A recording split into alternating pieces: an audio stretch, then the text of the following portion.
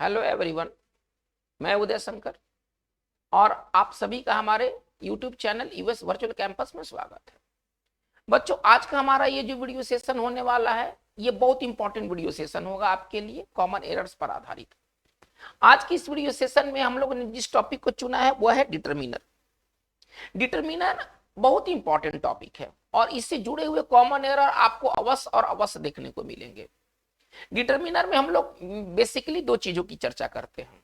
एक जो चीज होता है एरर के दृष्टिकोण से आर्टिकल, और फिर दूसरा होता है क्वांटिफायर्स। क्वांटिफायर्स में हम लोग पढ़ाई करते हैं uses of some, any, many, much, each, every, either, neither, all, whole और इन चीजों की। तो आज का हमारा जो वीडियो सेशन होगा जिसमें कि हम लोग मिक्सअप, मतलब कि हम लोग इसमें आर्टिकल के भी बारे में बात करेंगे, आर्टिकल से संबंधित एरर के भी बारे में बात करेंगे, और इसमें हम लोग क्वांटिफायर्स के जो एरर्स हैं हम लोग इसके बारे में भी बात करने जाएंगे। तो आज का हमारा ये जो वीडियो सेशन होगा वो दो चीजों पर आधारित होगा, आर्टिकल के एरर और क्वांटिफायर्स के एरर। तो चलिए हम लोग इस वीडियो सेशन की शुरुआत करते हैं। सबसे पहले हम लोग उठाते हैं क्वांटिफायर्स को। किस किस तरह के सवाल पूछे जाते हैं, जैसे कि एक एरर नंबर हम लोग 1 देखते हैं। पहला क्वेश्चन क्या है, हम लोगों का पहला पॉइंट क्या है, वो वाक्य इस तरह से, जैसे कि आप इस वाक्य को देखिए, he is enough rich to buy a car। चलिए इसका पहले हम लोग हिंदी रूपांतरण करते हैं। कह रहा है क्या कि he is enough rich to buy a car, यानी कि वो एक कार खरीदने के लिए पर्याप्त रूप से धनी है। किसी व्यक्ति के बारे में कहा गया है कि कोई व्यक्ति जो है वो एक कार खरीदने के लिए पर्याप्त रूप से धनी है। चलिए अभी सेंटेंस के नेचर को देखते हैं कि सेंटेंस हमारा सही अथवा गलत है। तो हमारा ये सेंटेंस गलत है, और गलत होने का कारण जो है ना वो एनफ का पोजीशन है। देखिए ये जो एनफ का पोजीशन है ना, ये इस सेंटेंस में गलत पोजीशन में एनफ का प्रयोग हुआ है। एनफ का रूल क्या कहता है कि एनफ का जो यूज होता है, अगर वाक्य में अगर एडजेक्टिव और एडवर्ब दिया गया हो तो एनफ का जो यूज होता है वो एडजेक्टिव और एडवर्ब के बाद होना चाहिए। चलिए ये एनफ का यूज है। यदि सेंटेंस में यदि एडजेक्टिव दिया हो अथवा एडवर्ब दिया हो और उसके साथ अगर हमें एनफ रखना हो तो एनफ जो होता है वो बाद में आता है।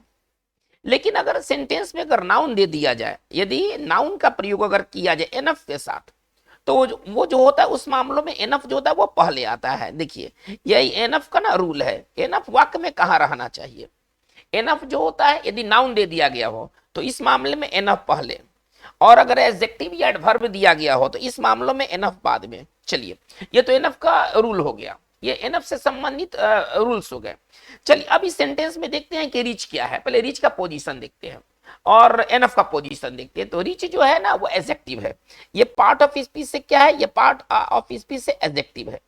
अब हमें एनफ, अगर हम इस रूल को देखते हैं तो एडजेक्टिव के बाद एनफ होना चाहिए, यानी कि हमारे ऊपर में जो एनफ का पोजीशन दिया गया है ये रॉन्ग पोजीशन में है, उसको एडजेक्टिव के बाद जाना चाहिए। तो हमारा सही सेंटेंस कैसे बनेगा, ही इज, ठीक है ना, rich enough, he is rich enough to buy a car, ठीक है ना, he is rich enough to buy a car. तो हमारा रूल नंबर ये रहा, और इससे एनफ से रिलेटेड सवाल आपको काफी बार देखने को मिलेंगे और इस तरह के सवाल कई बार पूछे जा चुके हैं। चलिए हम लोग अब आते हैं क्वेश्चन नंबर 2 की ओर, देखते हैं कि क्वेश्चन नंबर 2 हमारा क्या है। चलिए एक सवाल कहता है क्या, we all have seen road accidents. चलिए अब इसमें हमें देखना है कि वाक्य में क्या एरर है और इसका करेक्शन कैसे होगा। कह रहा है क्या, we all have seen road accidents. इसका हिंदी अगर निकालते हैं तो हिंदी ये निकलेगा कि हम सभी ने, ठीक है ना, हम सभी ने सड़क दुर्घटनाओं को देखा है। ठीक है, अब इसमें एरर हमें देखना है कि अगर वाक्य गलत है तो कहां गलत है। चलिए पहले तो ये समझ लेते हैं कि ये वाक्य जो है ना वो गलत एक वाक्य है, ये गलत सेंटेंस दिया गया है। इसमें एरर क्या है ना, इसमें एरर है ऑल का पोजीशन। थोड़ा सा इस चीज को देखा जाए, ऑल का जो पोजीशन है ये रॉन्ग पोजीशन है। ऑल का सही पोजीशन क्या होना चाहिए, थोड़ा सा इस चीज को पहले समझा जाए। रूल्स क्या कहता है, देखिए यदि ऑक्सिलरी वर्ब अगर हो, यदि ऑक्सिलरी वर्ब, यदि सेंटेंस में यदि ऑक्सिलरी वर्ब दे दिया गया हो या मॉडल ऑक्सिलरी दिया गया हो, ऑक्सिलरी का अथवा मॉडल ऑक्सिलरी का है, तो ऑल जो होता है वो उसके बाद होता है। ऑल का प्रयोग जो होता है ऑक्सिलरी वर्ब के बाद में होता है। और यदि मेन वर्ब अगर दे दिया जाए, अगर मेन वर्ब दे दिया जाए तो ऑल का पोजीशन जो होता है ना मेन वर्ब के पहले होता है। चलिए, ये तो ऑक्सिलरी वर्ब और मेन वर्ब के साथ बात हो गई। अगर एक सेंटेंस में ऑक्सिलरी वर्ब भी है और मेन वर्ब भी है तो ऑल का पोजीशन कैसे होगा? यदि हम बात करते हैं, यदि ऑक्सिलरी वर्ब भी है इसमें और इसमें मेन वर्ब भी दे दिया जाए तो बहुत आसान है, बहुत आसान है। चलिए देखिए, ये आपका डायग्राम फिट हो गया, ये आपका जो चीज है ना ये फिट हो गया। देखिए तो इसमें क्या कर रहा है, ऑक्सिलरी वर्ब के बाद और मेन वर्ब के पहले, मेन वर्ब के पहले ऑक्सिलरी वर्ब के बाद। चलिए अब सेंटेंस क्या कर रहा है कि हम सभी ने सड़क दुर्घटनाओं को देखा है। हमारा करेक्शन कैसे होना चाहिए? इस वाक्य का करेक्शन इस प्रकार होना चाहिए, वी हैव यहां पर क्या है, ऑक्सिलरी वर्ब है, वी हैव ऑल सीन। देखिए ये आपका ऑक्सिलरी वर्ब है, आप ऐसा समझिए, ठीक है ना, ये आपका ऑक्सिलरी वर्ब है और ये जो चीज है ना ये आपका मेन वर्ब है। आप इस चीज को इस तरह से समझ सकते हैं। अब ऑल का पोजीशन कहाँ है? तो ऑल का पोजीशन है ऑक्सिलरी वर्ब के बाद और मेन वर्ब के पहले। चलिए हमारा पूरा सेंटेंस का प्रारूप कैसे होगा, we have all seen road accidents. अब हमारा ये जो सेंटेंस माना जाएगा वो करेक्ट सेंटेंस माना जाएगा। तो चलिए ये ऑल का पोजीशन है और सॉरी ये ऑल का रूल है। ऑल का रूल बहुत ही सिंपल रूल है। ऑल जो होता है वो ऑक्सिलरी वर्ब के बाद जाता है लेकिन मेन वर्ब के पहले जाता है। जैसे एक और सेंटेंस को हम देख सकते हैं, ऑल से संबंधित एक और सेंटेंस कर रहा है। चलिए एक सेंटेंस और देख लेते हैं, यू है ना, यू ऑल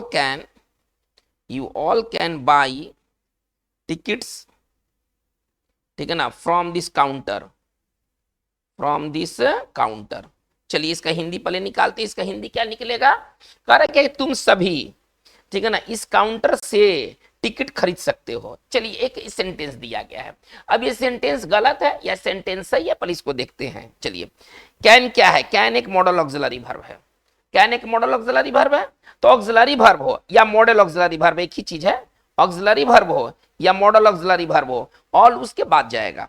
लेकिन यहां पर हम क्या देख रहे हैं कि ऑल जो है ना वो कैन के पहले आ गया है, इसलिए यहां पर ये सेंटेंस में ऑल के पोजीशन के गलत होने के कारण हमारा ये जो सेंटेंस होगा ना वो गलत सेंटेंस होगा।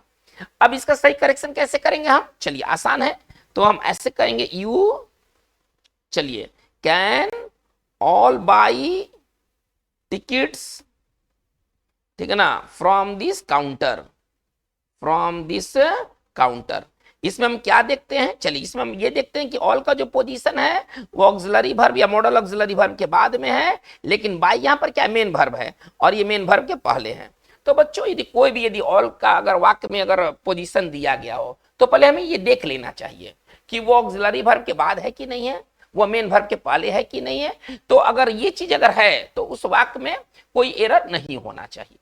चलिए हम लोग बात को हम लोग आगे देखते हैं। एक अब हम लोग देखते हैं एरर नंबर थर्ड। चलिए अब हम लोग देखते हैं एरर नंबर थर्ड क्या कहता है। चलिए we have not some money, ठीक है ना, एट द मोमेंट। चलिए we have not some money at the moment. कोई कह रहा है क्या कि अभी हाल फिलहाल हमारे पास कुछ पैसे नहीं है, अभी हाल फिलहाल हमारे पास कुछ पैसे नहीं है। देखिए सम का एक रूल होता है, सम का रूल क्या कहता है कि सम कभी भी सम का प्रयोग कभी भी। चलिए इसके पहले कुछ रूल्स को पहले देख लेते हैं।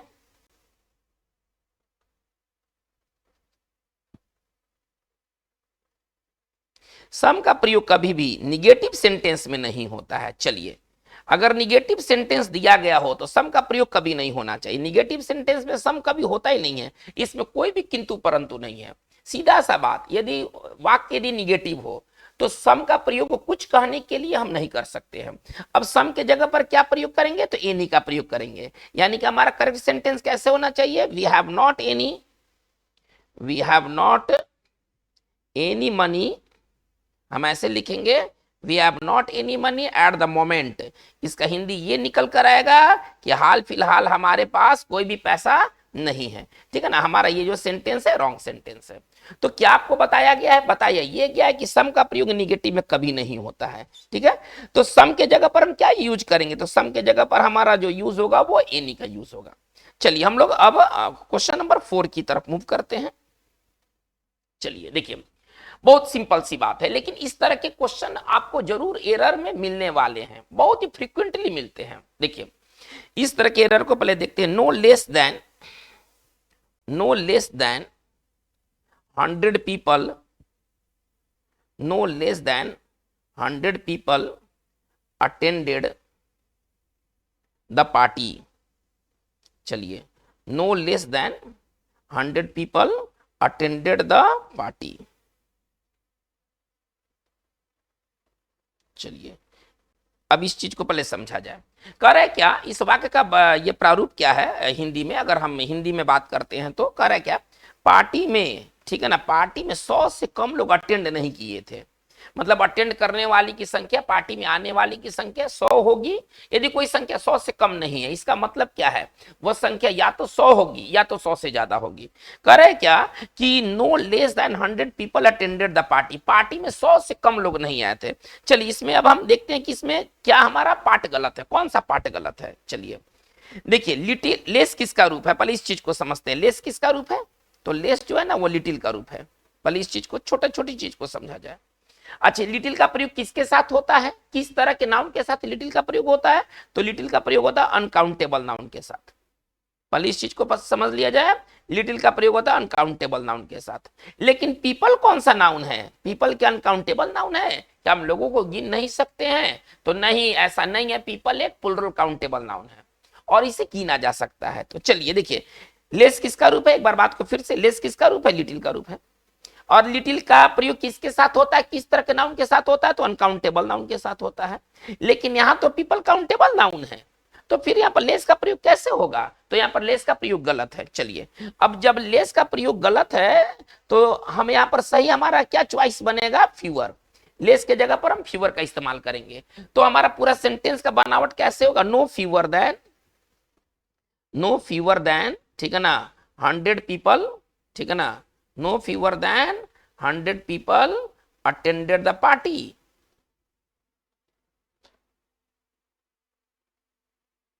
sorry, no fewer than 100 people had attended the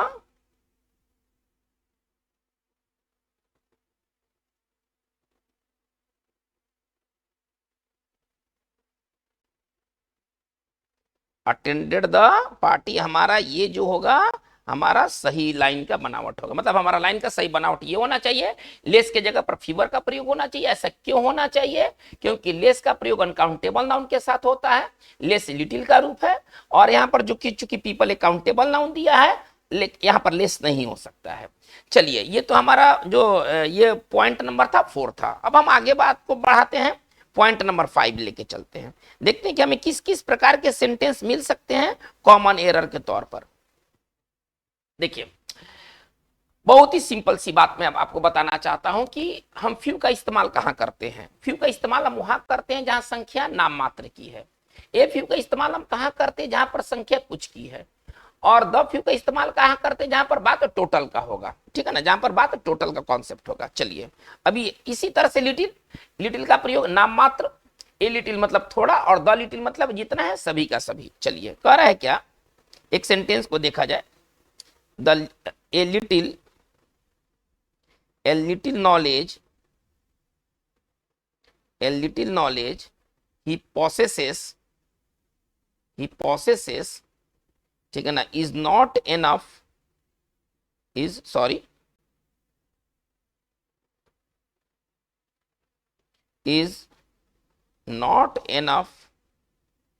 to teach।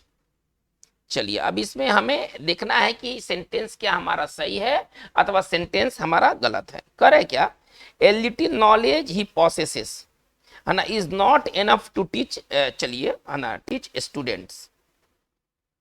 Students, थोड़ा वाक्य को मैंने बढ़ा दिया। करेंगे कि इसका हिंदी ये निकलना चाहिए कि जो भी वो ज्ञान रखता है, जो भी उसके पास ज्ञान है, ठीक है ना, वो जो रखता है वो पर्याप्त नहीं है कि वो स्टूडेंट्स को पढ़ा सके। मतलब ज्ञान तो है, लेकिन ज्ञान भी इतना नहीं है कि वो स्टूडेंट्स को पढ़ा सके। देखिए, यहाँ पर बात क्या है ना, टोटल का कॉन्सेप्ट है कि जो भी नॉलेज वो रखता है, यहाँ थोड़ा वाली बात नहीं है कि थोड़ा वो नॉलेज रखता है, यहाँ बात ये कि जो भी वो नॉलेज रखता है वो इतना पर्याप्त नहीं है कि वो बच्चों को पढ़ा सके। ठीक है, अब हमारा यहाँ ए लिटिल के जगह पर हमारा क्या होना चाहिए, ए लिटिल के जगह पर द लिटिल होना चाहिए। ठीक है ना, द का मतलब क्या होता है, देखिए बहुत साधारण सी बात, अगर केवल लिटिल की बात होती तो वहां पर हम नाम मात्र का सेंस लेते।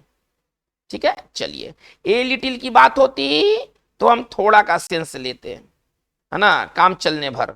और जब द लिटिल की बात हो जाएगी तो हम किसका सेंस लेंगे, है ना, जितना है सबका सब, है ना, इसमें टोटल वाली बात आ जाती है, इसमें टोटल वाला कॉन्सेप्ट आ जाता है। चलिए, कह रहा है क्या कि जो भी नॉलेज उसके पास है, जो भी टोटल नॉलेज है जो वो रखता है, वो पढ़ाने के लिए पर्याप्त नहीं है। तो इसका मतलब है कि हमारा ए लिटिल के जगह पर क्या होना चाहिए, ए लिटिल के जगह पर द लिटिल होना चाहिए। फिर हम पूरे लाइन को हम इस तरह से लिख सकते हैं।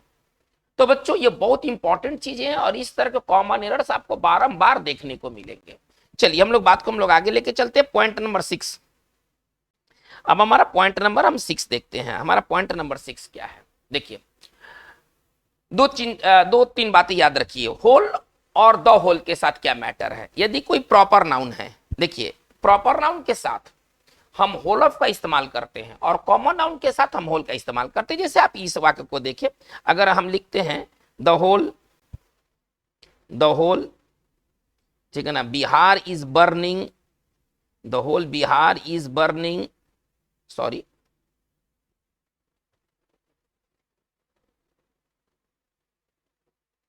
The whole Bihar is burning, है ना, ड्यू टू, है ना, due to riots, the whole Bihar is burning due to riots. इसका हिंदी क्या निकलेगा कि दंगे के कारण पूरा बिहार जल रहा है, दंगा जहां तहां दंगे हुए हैं और इस कारण से ना पूरा बिहार जल रहा है। ये कोई काल्पनिक सेंटेंस है, इसको मान के चले, सच्चाई से कोई मतलब नहीं है। हम एरर की दृष्टि से बात कर रहे हैं, कोई हम जीके की बात नहीं कर रहे हैं। करे कि the whole Bihar is burning due to riots. चलिए अगर ये देखते हैं पूरा हिंदी क्या निकलेगा कि पूरा बिहार जो है ना वो दंगे के कारण जल रहा है। देखिए होल का क्या नियम है, पहले इस चीज को समझ लिया जाए। देखिए होल दो रूपों में होता है, एक होता है केवल होल और एक होता है होल ऑफ। पहले इस चीज को समझ लिया जाए। तो होल का प्रयोग होता है ना, ये कॉमन नाउन के साथ होता है, होल का प्रयोग कॉमन नाउन के साथ होता है। और होल ऑफ का प्रयोग किसके साथ होता है, प्रॉपर नाउन के साथ होता है। होल ऑफ का प्रयोग प्रॉपर नाउन के साथ होता है। चलते हैं बिहार को पहले देख लेते, बिहार कौन सा नाउन है। तो बिहार एक प्रॉपर नाउन है और प्रॉपर नाउन होने की वजह से यहाँ पर होल का जो यूज किया गया है वो सर गलत यूज किया गया है। यहाँ पर होल का यूज नहीं होना चाहिए क्योंकि प्रॉपर नाउन के साथ कभी होल आ ही नहीं सकता है।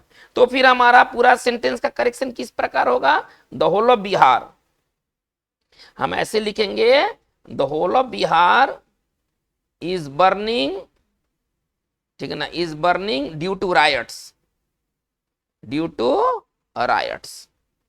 हमारा सेंटेंस अब ये सही सेंटेंस बना। लेकिन अगर ये कॉमन नाउन होता, अगर ऐसे होता कि द होल स्टेट, अगर ऐसे होता द होल स्टेट, ठीक है ना, इज बर्निंग, अगर इस तरह से कोई बात होता the whole state is burning due to, ठीक है ना, रायट्स, तो हमारा ये सेंटेंस जो था ना वो सही होता।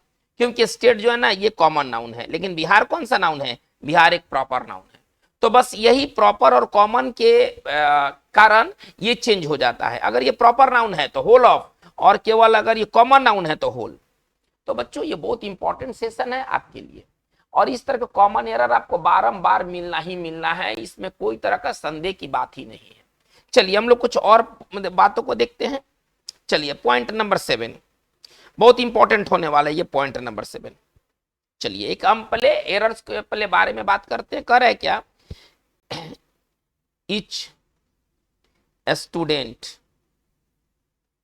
has their own books। चलिए इसमें हमें एरर को ट्रेस करना है कि एरर कहां है। देखिए correct, each student has their on books, प्रत्येक स्टूडेंट की अपनी किताबें हैं। देखिए ईच एवरी का क्या रूल है, बहुत इंपॉर्टेंट रूल है कि ईच एवरी के बाद आने वाला जो नाउन होता है ये नाउन सिंगुलर होना चाहिए।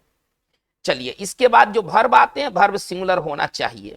और ये जो प्रोनाउन आते हैं ना, ये प्रोनाउन भी हमारा जो पॉसेसिव है ना, ये जो पॉसेसिव है, सॉरी प्रोनाउन कर है, ये जो पॉसेसिव है इसे भी सिंगुलर होने की जरूरत है। थोड़ा ध्यान से इस बात को समझा जाए। ईच एवरी के बाद जो कुछ भी आता है उसे सिंगुलर होना चाहिए।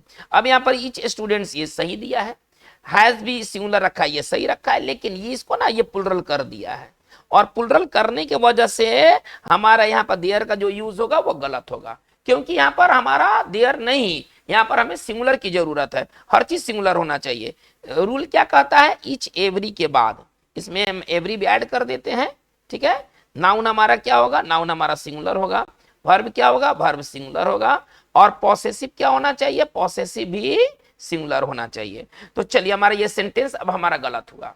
सही सेंटेंस कैसे बनेगा, बहुत आसान है, इसमें ज्यादा कुछ नहीं करना है। कैसे बनेगा, ईच स्टूडेंट हैज, अब देयर का जो सिंगुलर होगा यहाँ हिज रखेंगे, अगर यहाँ में हर भी रख देते हैं तो ये वाक्य हमारा गलत होगा। देखिए जब जेंडर क्लियर नहीं होता है, स्टूडेंट से पता नहीं है कि स्टूडेंट का जेंडर क्या है, ये स्टूडेंट से यहाँ जेंडर का पता नहीं चलेगा कि वो मैस्कुलिन जेंडर के फेमिनिन जेंडर है। तो जब जेंडर क्लियर ना हो तो हम किसकी प्राथमिकता देते हैं, हम किसको प्राथमिकता देते हैं, जब जेंडर क्लियर नहीं हो तो हम लोग मैस्कुलिन जेंडर को ना ओके करते हैं। तो इसका मतलब है कि यहाँ पर अगर हर भी हो है तो वो भी गलत है, देयर है तो वो भी गलत है। तो हमारा पूरा सेंटेंस का प्रारूप कैसा होना चाहिए, इस स्टूडेंट हैज हिज, चलिए ऑन बुक्स, अब हमारा ये जो होगा वो सही सेंटेंस होगा। चलिए हम लोग पॉइंट नंबर 8 की ओर आगे बढ़ते हैं। चलिए अगला हम लोग 8 पॉइंट लेते हैं। चलिए थोड़ा सा हम लोग अब आर्टिकल संबंधी कुछ एरर्स को देख लेते हैं, है ना, जो कि एग्जामिनेशन दृष्टिकोण से काफी इंपॉर्टेंट है। चलिए, I go to the bed at 10 PM। चलिए कह रहा है क्या कि मैं 10 बजे रात को बेड पर जाता हूं, मतलब सोना। देखिए एक होता है ओरिजिनल पर्पस और एक होता है अदर पर्पस, ठीक है ना। कुछ नाउन ऐसे हैं कि जब ओरिजिनल पर्पस की चर्चा होगी, मतलब जिसके लिए वो बने हैं, यदि ओरिजिनल पर्पस के बारे में हम चर्चा कर रहे हैं, जिसके लिए वो हैं, जिसके लिए वो बने हैं, तो अब उस मामलों में हम द का प्रयोग नहीं करते हैं। लेकिन अगर हम अदर मामलों की चर्चा करते हैं, अगर हम अदर पर्पस की चर्चा करते हैं, तो फिर उसके साथ हम द का प्रयोग करते हैं। चलिए, लेकिन देखिए ये तो बेड है, ये थोड़ा ध्यान दीजिए, बेड है, सोने के लिए है, 10 बजे रात को बेड पर जाता है, मतलब सोने के लिए जाता है। इसका मतलब है कि सर हमारा ये सेंटेंस गलत सेंटेंस है। एक बार बात को फिर से देख लिया जाए। देखिए बेड पर ना दो तरह का चीज लागू होता है, ओरिजिनल पर्पस भी लागू होता है, अदर पर्पस भी लागू होता है।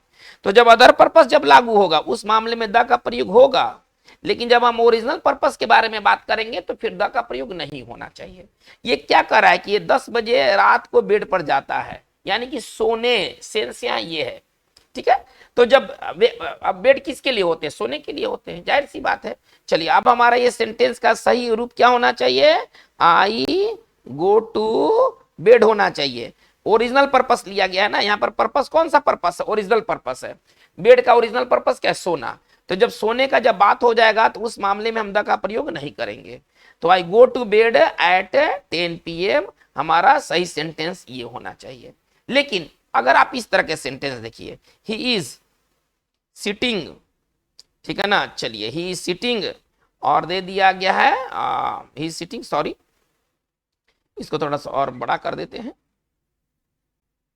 चलिए ये वाक्य क्या करे, ही सिटिंग ऑन, चलिए और बेड, और यहां पर हमें आर्टिकल का चुनाव करना है कि आर्टिकल लगेगा अथवा आर्टिकल नहीं लगेगा।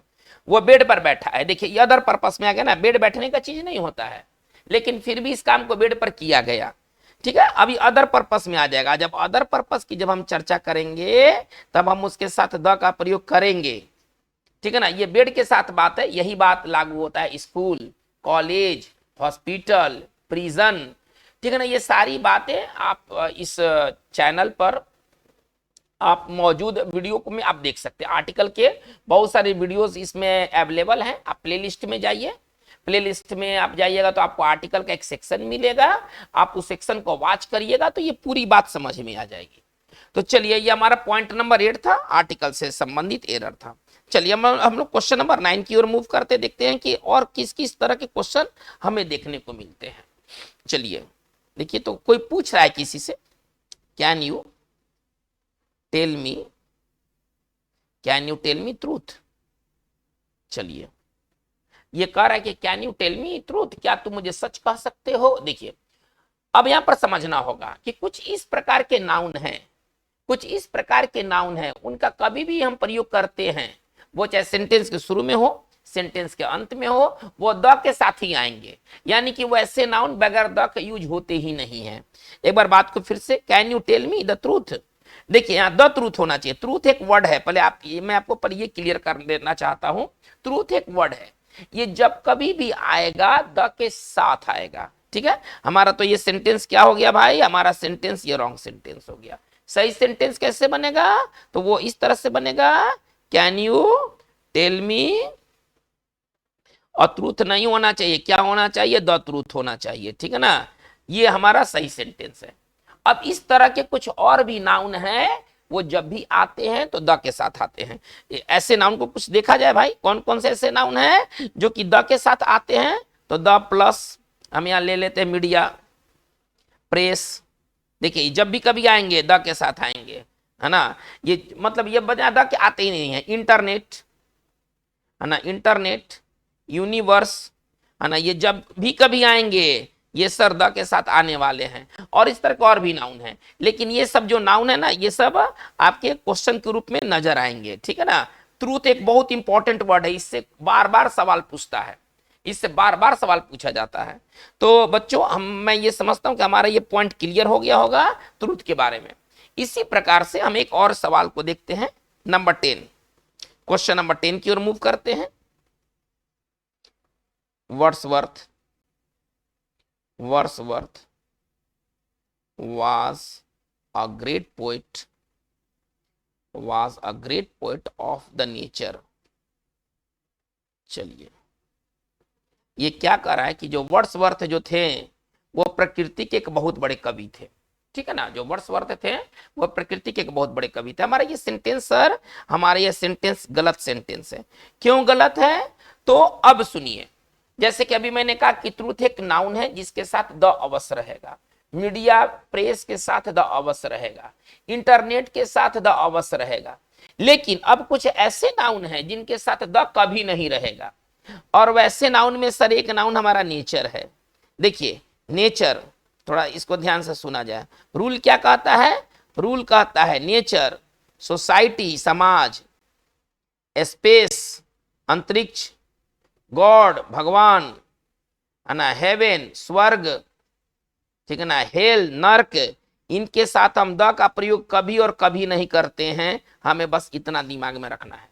ये सारे नाउन ऐसे नाउन है जो बिना द का आते हैं। जैसे कि हम लोग कैसे बात करते हैं, किसी से कैसे कहते हैं, गॉड इज ग्रेट, छोटा सा बात कैसे कहते हैं, God is great, God is everywhere, ठीक है। तो कहने का तात्पर्य क्या है कि ये इस तरह के नाउन है। नाम किसी को कहते हैं भाड़ में जाओ, भाड़ में जाओ तुम, ठीक है ना, जहन्नुम में जाओ, जहन्नुम में जाओ को कैसे बोलते हैं, गो टू हेल। देखिए द हेल नहीं, अगर हम द हेल लिखते हैं तो हमारा ये जो चीज है वो गलत हो जाएगा। इसी तरह से हम किसी को शुभकाम एक अच्छा विश भी कर सकते हैं ना, जैसे go to heaven, he went to heaven, ठीक है ना, वो सॉरी ही वेंट हेवन, वो स्वर्ग चला गया, स्वर्गवास हो गया उसका। तो ये सब जो कुछ इस तरह के नाउन है जिसके साथ हम द का प्रयोग नहीं कर सकते हैं। चलिए, तो यहां पर नेचर के साथ द नहीं होना चाहिए, तो हमारा सेंटेंस कैसे बनना चाहिए, अभी तो गलत सेंटेंस है। सही सेंटेंस का बनावट कैसे होगा, तो उसमें कुछ करना नहीं है, नेचर के साथ केवल द हटा देना है। सेंटेंस कैसे बनेगा, वर्ड्सवर्थ, ठीक है ना, वाज अ ग्रेट पोएट, ठीक है ना, ऑफ नेचर, है ना, द का प्रयोग यहां पर नहीं होना चाहिए। अब हमारा सेंटेंस ये सही सेंटेंस हुआ। तो बच्चों आज का हमारा ये जो कॉमन एरर का जो वीडियो नंबर 10 था, उसमें हम लोग आज 10 तरह के मतलब 10 सवाल 10 प्रकार के हम लोगों ने कॉमन एरर्स को देखा। लेकिन ये कॉमन एरर्स का आपका सीरीज जारी रहेगा, और इसमें हम लोग और भी इंटरेस्टिंग वीडियो लाएंगे जिसमें कि हम लोग और ढेर सारे कॉमन एरर्स को हम लोग देखेंगे। बच्चों आपसे बस एक ही रिक्वेस्ट है कि आप इस वीडियो को पूरी तरह से वॉच करें। अधूरा अगर आप वॉच करते हैं तो शायद आप पूरी तरह से बात नहीं समझ पाएंगे। आप इस वीडियो को पूरा देखें। आपको कुछ भी अगर आपको कहना है तो इसके लिए मतलब कमेंट बॉक्स खुले हुए हैं, आप अपनी बात को जरूर पॉजिटिव वे में रखिए। इसमें और क्या किया जा सकता है, एरर्स में और आप क्या चाहते हैं, ठीक है ना, आप अपने डिमांड्स को भी रख सकते हैं। अगर वो संभव रहा तो उस पर भी वीडियो क्रिएट होंगे आगे के दिनों में। तो आज की बात बस इतना ही। Thank you very much.